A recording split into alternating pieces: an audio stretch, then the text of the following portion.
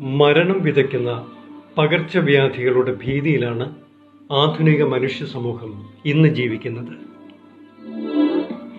കുരങ്ങ് പനി, കൊതുക് പനി, പക്ഷിപ്പനി, നിപ്പ, ഇങ്ങനെ നിരവധി പുതിയ പുതിയ രോഗങ്ങൾ.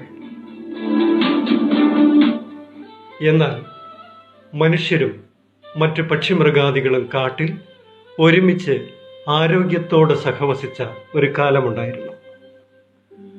ഇന്ന് മനുഷ്യന് കൊതുകിനെ പോലും ഭയമാണ്. യഥാർത്ഥത്തിൽ രോഗപ്രതിരോധ ശക്തി ഇല്ലാത്തതാണ് എല്ലാറ്റിനും കാരണം. പ്രകൃതിയോട് ഇണങ്ങി ജീവിക്കാൻ പഠിക്കണം. നാച്ചുറൽ ലൈഫ്, അതാണ് രോഗങ്ങൾ മാറാനുള്ള ഒരേ ഒരു പോംവഴി.